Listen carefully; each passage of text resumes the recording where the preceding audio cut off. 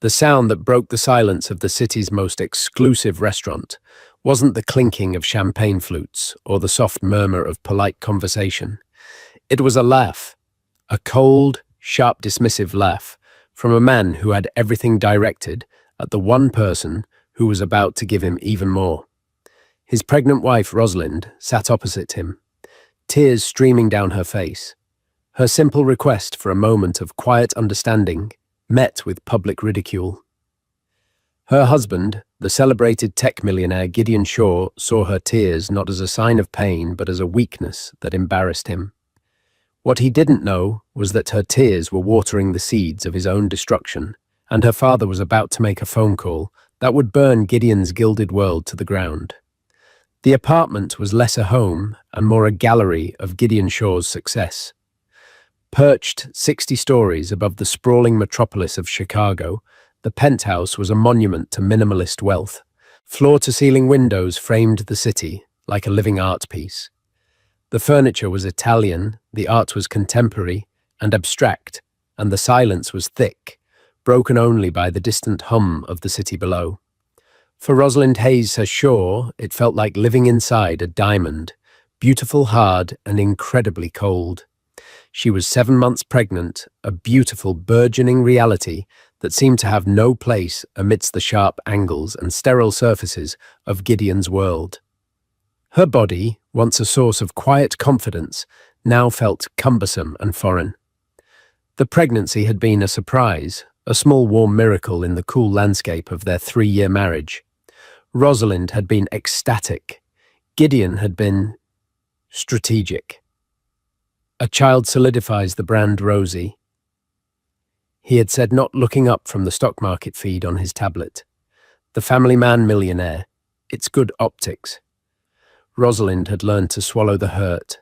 She told herself he was just practical, that his love was expressed through the obscene level of comfort and security he provided. He'd given her a platinum credit card, a personal driver, and a closet full of clothes she rarely had occasion to wear. What he didn't give her was his time or his tenderness. Tonight was supposed to be different. It was their anniversary. Rosalind had spent the afternoon preparing not with a stylist, but by herself, wanting to feel like the woman he'd first fallen for, not the brand asset she had become. She chose a deep emerald silk dress that flowed over her bump, a piece she'd owned long before meeting him. It was a relic from her old life, a life of comfortable, quiet affluence, not the bombastic wealth Gideon commanded. Her family, the Hayes family, were old money from the East Coast, their fortune rooted in manufacturing and stable, century-old investments. They valued privacy and understatement qualities Gideon found bafflingly archaic. Still wearing that old thing, he'd remarked as they waited for the elevator, his eyes scanning her critically. I bought you that Versace gown last week. It would have been a statement. I like this one, she'd replied softly. It's comfortable. Comfort doesn't get you on the society pages, Rosie. Now they were seated at Aurelia, a restaurant so exclusive that reservations were a matter of connection, not availability. The air was perfumed with truffle oil and quiet power. Every person in the room was a somebody, a fact that made Gideon preen like a peacock. He held court at their small table, his voice a little too loud, his gestures a little too grand, regaling 2 other couples at a nearby table with a story about a hostile takeover he'd recently orchestrated. Rosalind felt a familiar wave of exhaustion wash over her. It wasn't just the pregnancy, it was the emotional labor of being Gideon's wife. She had to smile at his jokes, look impressed by his boasts, and act as the serene, beautiful backdrop to his dazzling success. Her back ached, a persistent dull throb that had been her companion for weeks. The baby was kicking a frantic, insistent rhythm against her ribs. All she wanted was to go home, to trade her heels for slippers and the suffocating atmosphere, for the quiet solitude of her reading nook, the one corner of the penthouse she had managed to make her own. Gideon finished his story to a chorus of impressed murmurs. He turned back to her, his eyes shining with self-satisfaction. See, Blake and his wife are closing that deal in Monaco. We should go next month. A bit of sun before the baby arrives. Rosalind took a slow breath, gathering her courage. Gideon, can we talk? Just us. He frowned, annoyed by the interruption. We are talking. No, I'm not feeling very well, she said, her voice barely a whisper. The restaurant felt suddenly hot, the faces around them blurring into a judgmental collage. My back really hurts and I'm so tired. Could we possibly just go home? The request hung in the air, simple and vulnerable. For a moment, she saw a flicker of something in his eyes, a memory of the man who once brought her soup when she was sick, who held her hand during scary movies. But it was extinguished in an instant, replaced by a cold, glittering annoyance. And then he laughed. It wasn't a small chuckle. It was a full-throated barking laugh that cut through the restaurant's decorum. Heads turned, the polite murmurs ceased. Every eye was on them, on her. Go home, he boomed, wiping a tear of mirth from his eye. Rosalind, my darling, you're priceless. He turned to Blake, the man at the next table. She wants to go home. We're at Aurelia. I'm in the middle of networking with the board of Viridian Dynamics, and my very pregnant wife wants to go home because of a little backache. Blake offered a sycophantic smirk. His wife looked down at her plate, a blush of second-hand embarrassment on her cheeks. Humiliation, hot and sharp, pierced Rosalind. It was one thing to be dismissed in the privacy of their cold apartment. It was another to be publicly flayed, to have her genuine discomfort treated as a childish whim for the entertainment of his cronies. Tears welled in her eyes, hot and unstoppable. She bit her lip, trying to hold them back, but it was no use. A single tear escaped, tracing a path down her cheek. Then another. Soon she was crying silently, her shoulders trembling, her head bowed in a desperate attempt to hide her face. Gideon's amusement curdled into theatrical exasperation. Oh, for God's sake, Rosalind, don't make a scene. What is wrong with you? You're being dramatic. It's just a part of pregnancy. Every woman goes through it. My secretary's sister just had twins, and she was working up until the day she went into labor. Each word was a fresh wound. He wasn't just dismissing her pain. He was invalidating it, comparing her to a faceless stranger and finding her lacking. The stares of the other patrons felt like physical blows. She saw pity in some eyes, contempt in others. But worst of all was the look on Gideon's face, pure, unadulterated shame. He was ashamed of her. Her tears turned from hurt to a cold, clarifying anger. The fog of her love, or what she had convinced herself was love, began to dissipate. In its place was a stark, brutal clarity. She wasn't his partner, she was his property, an accessory that was currently malfunctioning. With a strength she didn't know she possessed, she pushed her chair back. The legs scraped against the marble floor, a jarring sound in the renewed silence. She stood up her movements, stiff with a newfound dignity. Excuse me, she said, her voice thick with unshed tears but steady. She didn't look at Gideon. She couldn't. She looked past him at the distorted reflection of a crying pregnant woman in the polished silver champagne bucket. She turned and walked away, past the staring faces, past the hushed whispers, past the man she had promised to love and honor. She walked out of the crystal cage of the restaurant, her hand resting protectively on her belly. She wasn't just walking out on a disastrous anniversary dinner. She was walking out on her life as Mrs. Gideon Shaw. As she stepped into the cool night air, the city lights blurring through her tears, she knew one thing for certain. She would not be going back to the penthouse. She was going home, her real home. And her first call would be to her father. The taxi ride was a blur of neon and sorrow. Rosalind stared out the window, the city lights streaking past like fallen stars. Each mile that separated her from the restaurant from Gideon felt like a step back toward herself. The driver, a kind-faced man with worry in his eyes, occasionally glanced at her in the rearview mirror, but mercifully said nothing. She didn't direct him to the airport or a train station. Instead, she gave him the address of a discreet, elegant hotel in a quieter part of the city. The Windsor. It was a place her father Arthur Hayes always stayed when he was in Chicago. It was a bastion of old-world service and privacy, a world away from Gideon's flashy, modernist tastes. Once inside the suite, secured with her own credit card, not to Gideon's, she sank onto the plush damask sofa. The silence was a balm.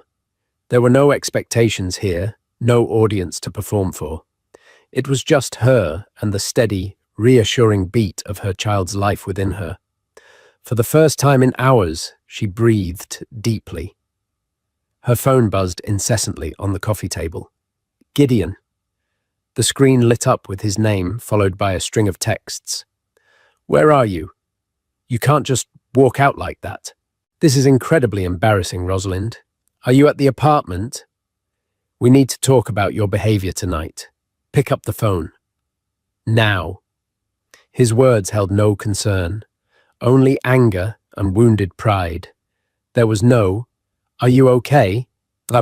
There was only, "How could you do this to me?" The clarity she'd felt outside the restaurant sharpened into a cold, hard resolve. She ignored the buzzing and found her father's number in her contacts. Her finger hovered over the call button. A wave of doubt washed over her. What was she doing? Upending her life, her child's life based on one horrible night. But she knew it wasn't one night. It was the culmination of 1,000 small cuts, 1,000 moments of being made to feel small, insignificant, and foolish. The restaurant was just the final public confirmation of a private, painful truth. She pressed the button. He answered on the second ring, his voice calm and familiar, a sound that had been the bedrock of her entire life. Rosalind, is everything all right, sweetheart? It's late there. The sound of his voice, so full of unconditional love, broke the dam of her composure. A sob tore from her throat. Daddy? I'm here, Rosie. What is it? What's wrong? The calm in his voice was now laced with a steely concern. Arthur Hayes was not a man given to panic. He was a man who solved problems. Through hiccuping sobs, she told him everything. She told him about the dinner, the laughter, the humiliation. She told him about the constant dismissals, the obsession with image. The way Gideon treated her pregnancy as a branding opportunity. She poured out the loneliness and the quiet heartache of the last 3 years, feelings she had barely admitted to herself. Arthur listened without interruption. He was a master of listening. In boardrooms, he could dismantle an opponent's argument simply by letting them talk themselves into a corner. With his daughter, his silence was a vessel, patiently holding her pain. When she finally finished, her voice raw and spent, there was a long pause on the line. It wasn't an empty silence, it was a heavy one, filled with the weight of a father's protective fury, being brought to a slow, controlled boil. Where are you now? He asked, his voice dangerously quiet. The Windsor, on North Dearborn. Good, stay there. Lock the door. Don't answer any calls from him. I'll have security posted outside your suite within the hour. Discreetly. Daddy, you don't have to. Yes, I do, he said, and the finality in his tone was absolute. He laid a hand on your spirit, Rosalind. That is something I will not abide. You did the right thing. You were strong. He paused. I am so proud of you. Those words were the validation she had craved for years. Tears, this time of relief, streamed down her cheeks. What am I going to do? You are going to rest, Arthur said. You're going to have some tea and something to eat, and you are going to get a full night's sleep. In the morning, my jet will be waiting for you at Midway. It will bring you home to Massachusetts. Your old room is exactly as you left it. The thought of her childhood room with its bay window overlooking the gardens felt like a sanctuary. She hadn't realized she was so desperate for. And Gideon? She asked, a tremor in her voice. Another pause, longer this time. When Arthur spoke again, the warmth was gone, replaced by something as cold and precise as a surgeon's scalpel. "Mr. Shaw is about to receive an education," he said. "An education in consequences. Now you get some rest, sweetheart. I will handle everything." He hung up. Rosalind sat in the quiet room, the phone still pressed to her ear.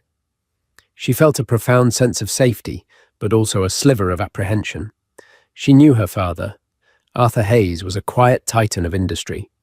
His influence ran deep through channels of finance and commerce that were invisible to the public eye. He never raised his voice, never made public threats. His power was in his silence, in the moves he made on a global chessboard that men like Gideon didn't even know they were playing on. She had no idea what handling everything entailed, but she knew it would be decisive.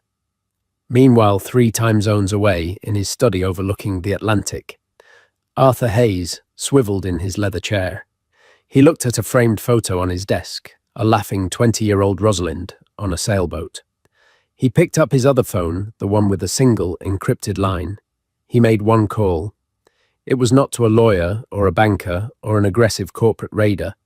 It was to a man named Mr. Peterson, the unassuming head of his family's private holding company, AH Holdings. "Peterson," Arthur said, his voice level. "It's time.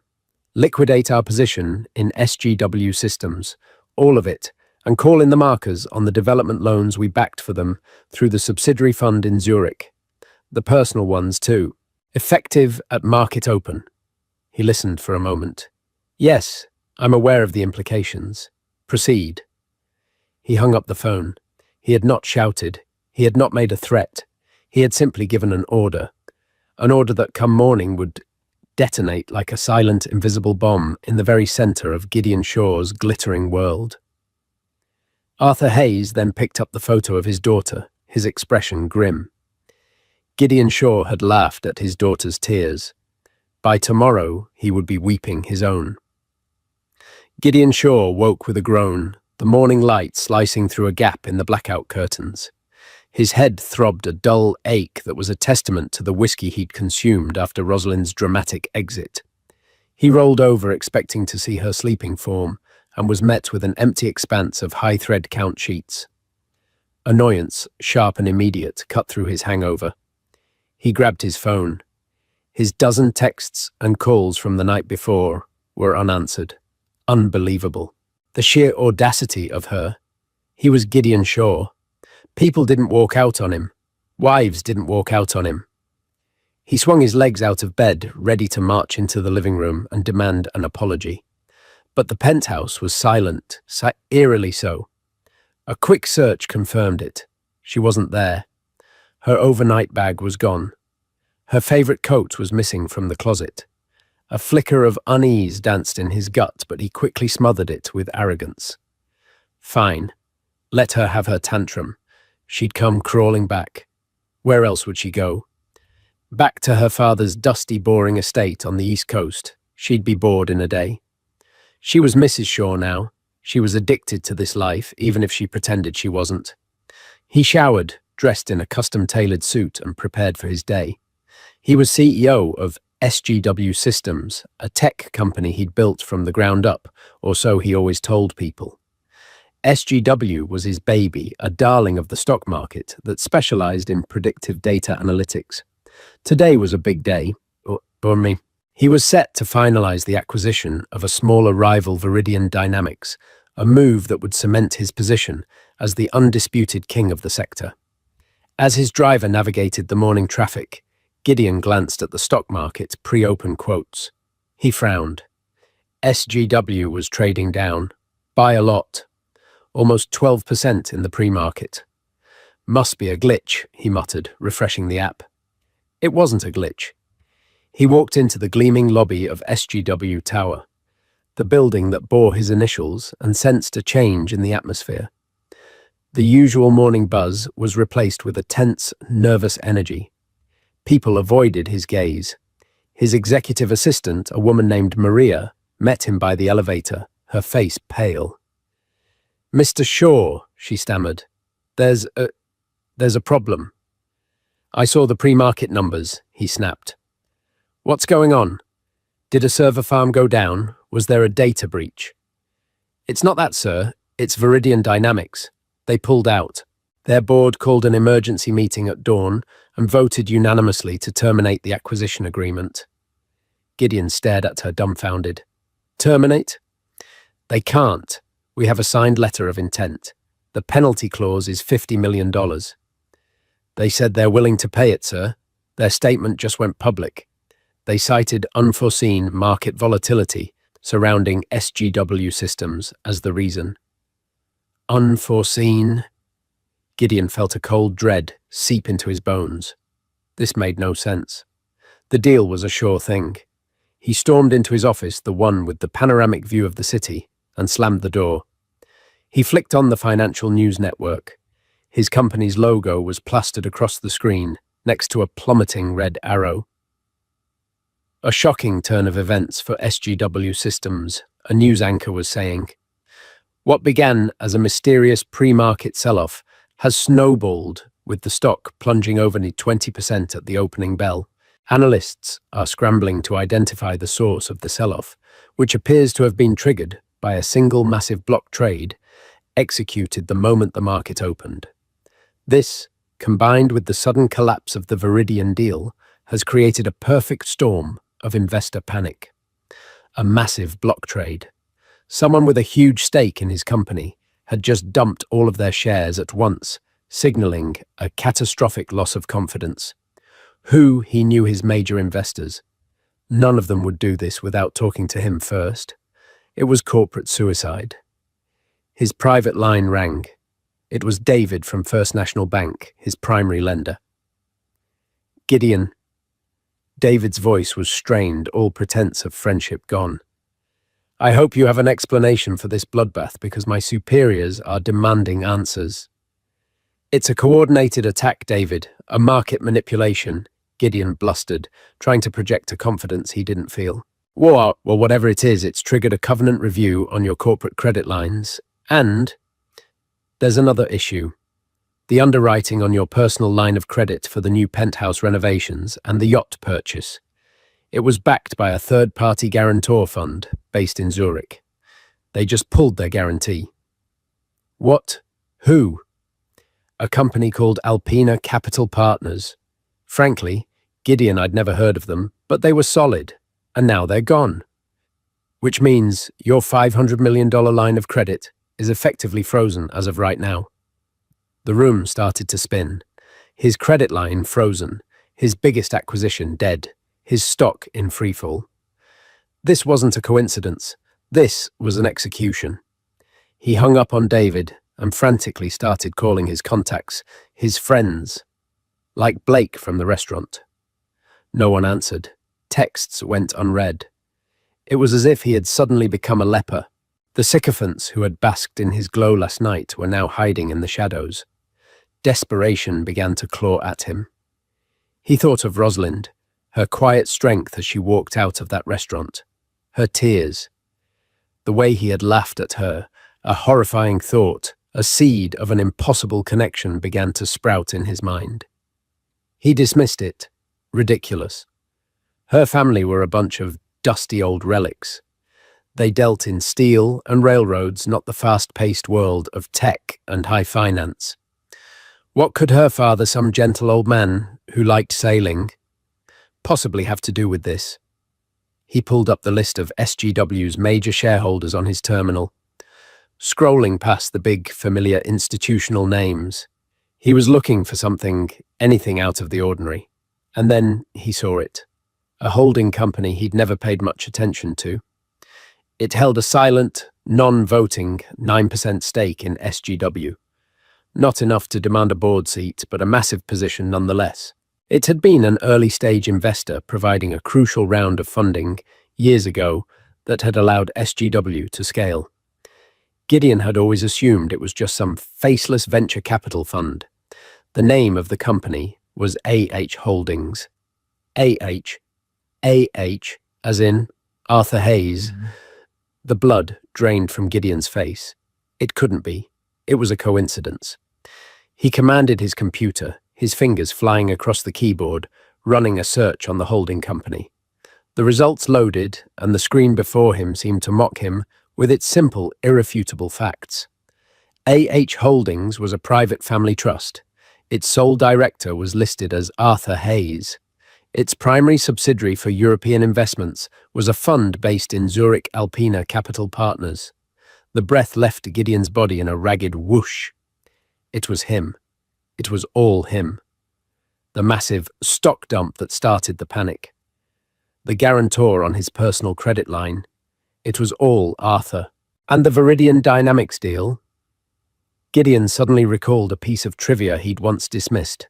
The founder of Viridian had gotten his start with a business loan from a bank that the Hayes family had a controlling interest in for over 50 years. It wasn't a hostile takeover from a competitor. It was a demolition, a quiet, precise, and utterly devastating demolition, orchestrated by the one man he had never ever considered a threat. The kindly old father-in-law he had patronized and dismissed. He had laughed at Rosalind's tears. Now her father had made one call and turned his entire empire into a joke. Staring at the screen, at the tumbling red numbers that represented his life's work evaporating into thin air, Gideon Shaw finally understood the difference between new money and old power. New money shouts, old power whispers, and he had just been deafened by the silence. The next 48 hours were a masterclass in social and financial exile. Gideon's name, once a fixture on lists of top innovators and titans of tech, was now attached to headlines that screamed of collapse and scandal. His friends didn't just ignore his calls, they blocked his number. The board of SGW Systems, the very people he had handpicked, forced him into a leave of absence, a polite corporate term for being cast out. They were trying to distance the company from its toxic founder to stop the bleeding. Stripped of his CEO title, his credit and his reputation, Gideon was adrift. The silence in the penthouse was no longer a sign of luxury. It was the sound of a tomb. The sprawling city view outside his window, once a symbol of his domain, now felt like 1,000 accusing eyes. He tried to get a flight to Massachusetts, but his cards were declined. The platinum card from Gideon was useless. Even the debit card linked to his personal account was frozen, pending a review of his financial situation. Gideon Shaw, who could once charter a private jet with a single text message, couldn't even buy a commercial airline ticket. The irony was so bitter, it tasted like acid. He sold his Patek Philippe watch, a model worth over $100,000, to a pawn shop in a seedy part of town for a fraction of its value. The shame of the transaction was a physical weight. With the cash, he bought a train ticket, a slow, rattling 20-hour train ride to the coast. During the journey, surrounded by ordinary people, he was forced to confront the wreckage of his life. The arrogance was gone, scoured away by humiliation. All that remained was a gnawing, hollow emptiness. He thought about Rosalind, not her beauty, not her social standing, but the warmth in her smile that he had taken for granted. He remembered her excitement when she first told him she was pregnant, a genuine, unadulterated joy that he had met with cold calculation. He remembered her crying in the restaurant and his brutal public laughter. The sound of his own laughter now echoed in his head, a haunting reminder of his cruelty. For the first time, he saw himself not through the lens of his net worth, but through her eyes. And the man he saw was a monster. He finally arrived at the small, charming station near the Hayes family estate. He took a taxi, the driver chatting amiably about the changing leaves, oblivious to the fact that his passenger was a pariah. The taxi turned onto a long tree-lined driveway, and the Hayes home came into view. It was nothing like Gideon's glass and steel monstrosity. It was a grand, century-old stone manor, covered in ivy, exuding a sense of permanence and quiet dignity. It wasn't designed to impress. It was designed to last. It was a home, not a statement piece. He walked up the stone path, his heart hammering against his ribs. The heavy oak door was opened before he could knock by a stern-faced butler who looked him up and down with unconcealed disapproval. "Mr. Shaw," the butler said, his voice clipped. "Mr. Hayes is in the library. Mrs. Shaw will see you in the solarium." The separation of their names was deliberate. She was no longer Mrs. Hayes Shaw. She was Mrs. Shaw, and her father was Mr. Hayes. Two distinct entities. He was being summoned to two separate audiences. He was led first to the solarium. It was a beautiful, light-filled room, overflowing with plants and flowers. And there, sitting in a comfortable wicker armchair with a book in her lap, was Rosalind. She looked serene. Her face was free of the tension he was so used to seeing. She wore a simple cotton dress, her hair was tied back and she was glowing. The peaceful environment suited her in a way the penthouse never had. She wasn't an accessory here, she was the centerpiece. "Gideon, Prince Sins," she said, her voice even. There was no anger, no tears, just a profound, unshakable calm. "Rosalind," he began, his voice cracking. I'm so sorry." "What are you sorry for, Gideon?" she asked, her gaze steady. "Are you sorry that you lost your company, or are you sorry for how you treated me?" The question was a spear aimed directly at the heart of his motive.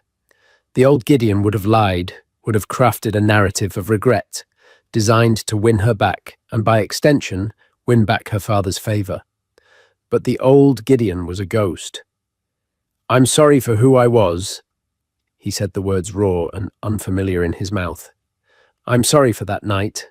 I'm sorry for every time I made you feel small so I could feel big. I was a bully, a coward. I hid behind my money because without it I was nothing, and I took my emptiness out on you." He looked at her, at the child she carried. "On both of you." He sank into a chair opposite her, the fight completely gone from him. "Your father, he destroyed me." "No," Rosalind said softly, shaking her head. "My father didn't destroy you. He just took his hand away.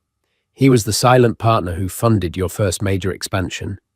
He was the guarantor on the loans you thought you secured on your own reputation.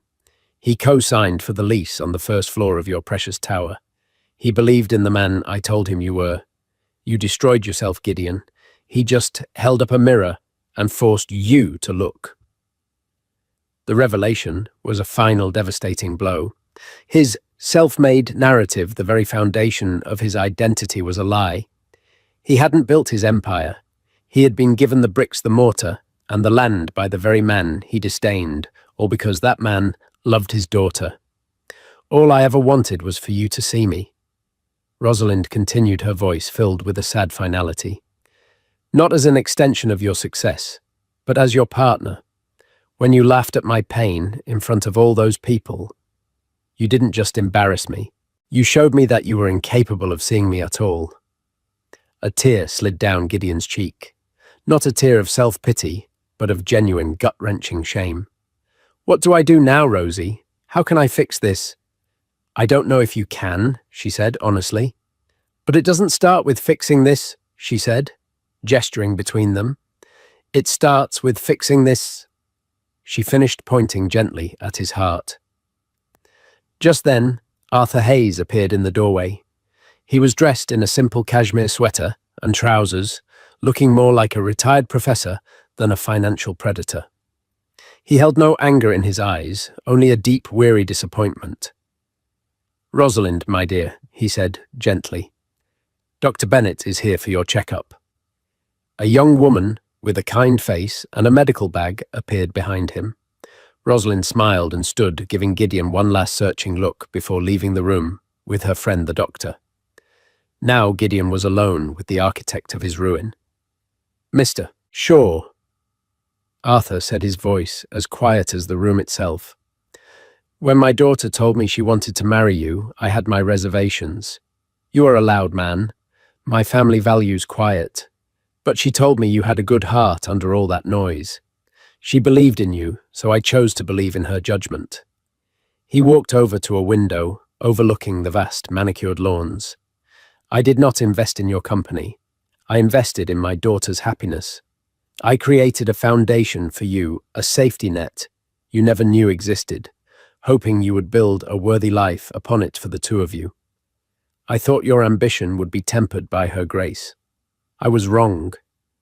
He turned to face Gideon, his eyes holding the weight of a judge delivering a verdict.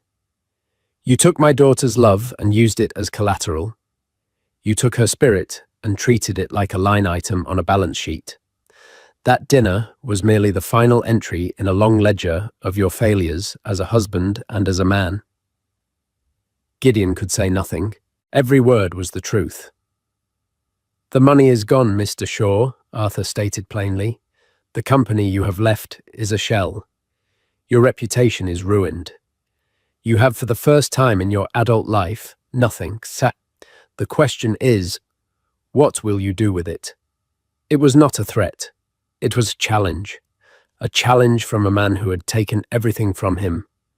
Not out of malice, but to see if there was anything of value left in the man his daughter had once loved. Gideon looked at his hands, no longer adorned with a fancy watch, no longer capable of signing multi-million-dollar checks. They were just hands. For the first time, he had to figure out what they were good for. The weeks that followed were a brutal education in humility. Gideon did not stay at the Hayes estate. That would have been another form of dependency. Arthur gave him one final thing, a train ticket back to Chicago, and $500 in cash. A man should have enough to start over, was all he'd said. Gideon returned to a city that no longer recognized him. He was evicted from the penthouse his possessions seized to pay off a fraction of his debts. He found himself in a small rented room in a run-down neighborhood, the kind of place he used to fly over in his helicopter without a second thought. The noise of the city was different from down here. It wasn't a distant hum. It was a loud, chaotic, and often desperate roar. The first few weeks were spent in a daze of shock and self-pity. He tried to find work in finance, in tech, in any field where his name once carried weight. The answer was always the same. Doors that were once wide open were now slammed shut in his face. His name was poison. He ran out of money. He grew hungry. For 2 days he ate nothing.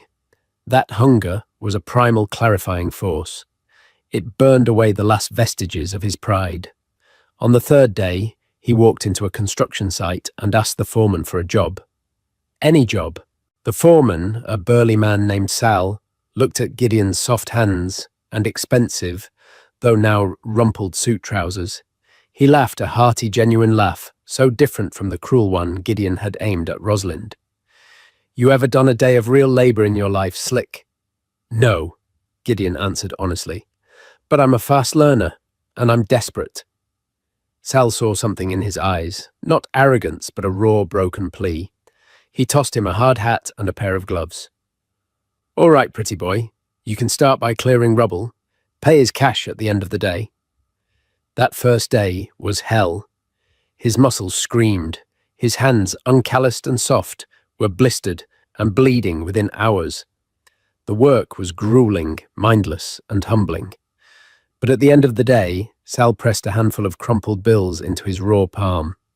It wasn't millions. It wasn't even hundreds. But it was his. He had earned it, not with his name or his reputation, but with the sweat of his own brow and the strength of his own back. It felt more real than any stock option he had ever cashed in. He kept the job. He learned to swing a hammer to mix concrete to frame a wall.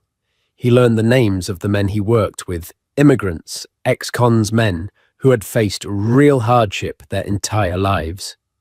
They didn't care who he used to be. They judged him on whether he pulled his weight. Slowly, painstakingly, he earned their grudging respect. He lived frugally, saving every dollar he could. He sent a portion of his weekly earnings to a trust account he had set up for his unborn child. It was a pittance compared to the fortune he'd lost, but it was all he had. With each deposit, he enclosed a letter, not to Rosalind, but to his child. In these letters, he wrote about his day. He wrote about the lessons he was learning about the value of hard work, the dignity of labor, the meaning of true strength. He confessed his past sins, his arrogance, his cruelty to their mother. He didn't make excuses. He just laid his broken soul bare on the page, hoping that one day his child would read them and understand the man their father was trying to become, not the man he had been. He never called Rosalind. He respected the boundary she had drawn. He knew that any contact would feel like a ploy to get back into her life, to get back to her money. His redemption had to be his own, earned in solitude. Months passed. The seasons changed. Gideon's body transformed. He grew leaner, harder. The softness was gone, replaced by muscle. His hands became calloused and strong. The haunted look in his eyes was slowly replaced by a quiet resolve. One evening, after a grueling 10-hour shift, he sat in his small room writing another letter. He heard a knock on his door. It was late. No one ever came to his door. He opened it to find a delivery man holding a small insulated box. "Gideon Shaw." "Yes," Gideon said, confused. The man handed him the box and a tablet to sign. There was no return address. Gideon took the box inside and opened it. Inside, nestled in ice packs, was a container of homemade chicken soup. On top was a simple folded note. His hands, rough and calloused, trembled as he unfolded it. The handwriting was Rosalind's. The note was short, but it shattered his world in a way that losing his fortune never could have. "It's a boy. We've named him Arthur." Beneath the words was a photograph, a picture of a tiny, perfect baby, wrapped in a blue blanket, sleeping soundly. His son. Gideon sank to the floor, clutching the photograph. He looked at the face of his son, and for the first time since that night in the restaurant, he wept. But these were not the tears of a broken millionaire. They were the tears of a father. Tears of profound loss, but also of a tiny, fragile, and an utterly terrifying glimmer of hope. The soup he knew was not an invitation. It was a message that said, "I see you." And for Gideon, who had spent his life desperately trying to be seen, it was everything. He had lost an empire, but in the rubble, he had found the first stone upon which to build a man. The photograph became Gideon's lodestar. He taped it to the peeling wall of his room, the first and only decoration. It was the first thing he saw in the morning, and the last thing he saw at night. It was a reminder of what he was working for, not to reclaim his lost glory, but to one day be worthy of being called father by the boy in the picture. He continued his work in construction, but his mind, once occupied with stock prices and market caps, began to see the world differently. He saw the inefficiencies on the work site, the communication gaps between contractors and laborers, the ways that simple technology could improve safety and productivity. The instincts that had made him a tech mogul were still there, but now they were grounded in a real-world context. He started small. During his lunch breaks, he sketched out an idea on a napkin, a simple mobile app for construction project management. It wasn't a revolutionary concept, but his approach was different. It was designed from the bottom up for the workers themselves, not for the executives in a corner office. It would use simple icons, multilingual support, and real-time photo updates to track progress and flag safety issues. It was practical, not flashy. It was designed to solve a real problem he saw every day. He used his meager savings to buy a used laptop. He spent his nights after exhausting days of physical labor, teaching himself the latest coding languages, a skill he hadn't personally used in a decade. He was no longer a CEO delegating tasks. He was a creator building something with his own two hands, just as he did with brick and mortar during the day. After 6 months of relentless work, he had a functioning prototype. He showed it to his foreman, Sal.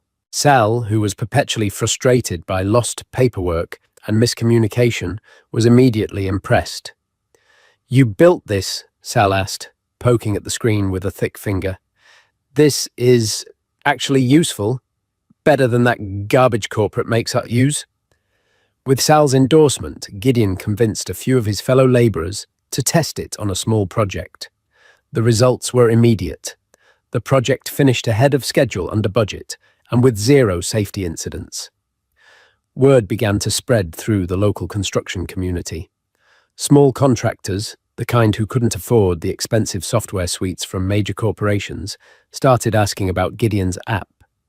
He formed a one-man company operating out of his tiny room. He called it Keystone, named for the central stone that holds an arch together. It was a humble beginning, a world away from the gleaming SGW tower. His first clients paid him in small monthly subscription fees, sometimes just a few $100s. But it was growing, organically, honestly. 1 year after his fall, Gideon took a train back to Massachusetts. He wasn't going to beg. He was going to make a report. He had arranged through a formal letter to Arthur Hayes for a 30-minute visit. He arrived, not in a suit, but in clean work pants and a simple button-down shirt. He was met at the door by the same butler, whose expression was now unreadable. He was led not to the solarium or the library, but to a small, comfortable sitting room. Rosalind was there holding a beautiful, gurgling 1-year-old boy with his mother's eyes and a shock of dark hair. Little Arthur. Gideon's breath caught in his throat. He stopped in the doorway, his heart aching with a love so fierce it was painful. "Hello, Gideon," Rosalind said softly. Her tone was neutral, but her eyes were searching his. He didn't rush forward. He kept a respectful distance. "Hello, Rosalind." His gaze fell on the child in her arms. "He's perfect." He is," she agreed. "He's walking, and he has a very determined personality." Gideon managed a small, sad smile. "I wonder where he gets that from." He then turned his attention to her. "I didn't come here to ask for anything," he said, his voice steady. "I came to show you something." He pulled out his old laptop and placed it on the coffee table.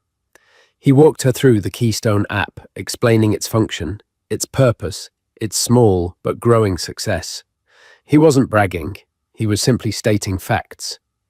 He showed her the financials, the modest revenue, the slow but steady growth, the trust account for their son, which now had several $1,000s in it. "It's not an empire," he said, closing the laptop. "It might never be, but it's real, and it's mine. I built it. From nothing."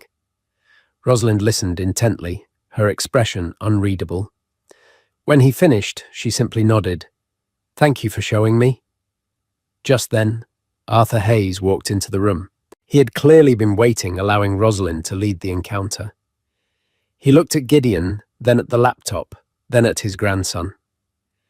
"Keystone," Arthur said, breaking the silence. "I've heard of it. A friend of mine on the City Planning Commission mentioned it. Said a small, disruptive app was making waves with the local building unions." Gideon was stunned. Arthur knew. Of course he knew. "It seems you have learned the difference between building a brand and building a business." Arthur observed his tone, analytical, but not unkind. Gideon met his gaze. "I've learned a lot of things." An awkward silence fell. Gideon knew his time was up. This was as much as he could have hoped for. He had shown them he wasn't the same man. He had shown them he was building something new. "Well," he said, his voice thick with emotion, "I should go." He looked one last time at his son, memorizing every detail of his face. He turned to leave. "Gideon." Rosalind's voice stopped him. He turned back. She had stood up and had taken a few steps toward him. "Next month is Arthur's christening," she said. "It's just a small family gathering at the church in town." She paused, her eyes locking with his. "We would both like it if his father were there." The world, which had been grey for so long, suddenly bloomed in colour. It wasn't forgiveness. It wasn't a reunion. It wasn't a promise of a happy ending. It was a door which had been slammed shut and locked being opened just a crack. It was a chance. A single tear traced a path down Gideon's cheek, but this time he wasn't ashamed. It was a tear of gratitude. "I'll be there," he whispered. "Thank you." He walked out of the house of quiet judgment, not as a fallen millionaire, but as a builder. A man who had lost everything he thought he wanted, only to be given the opportunity to earn the one thing he now knew he needed. His journey was far from over, but for the first time, he was walking on solid ground, a foundation he had built for himself, one stone at a time. The story of Gideon and Rosalind isn't just about a millionaire's fall from grace. It's a powerful reminder that our true net worth is not measured in dollars, but in our character, our integrity, and the respect we show to those who love us. Gideon's journey from the heights of arrogance to the humility of a construction site shows that it's never too late to rebuild your life from the ground up, as long as you're willing to do the hard work on yourself first. He had to lose his kingdom to find his soul. What do you think? Was Arthur Hayes' action justified, or was it too extreme? Could you forgive Gideon if you were in Rosalind's shoes? Let us know your thoughts in the comments below. We read every single one. If this story moved you, please give this video a thumbs up. Share it with someone who appreciates a story of profound transformation. And don't forget to subscribe to our channel for more real-life dramas that touch the heart. Thank you for listening.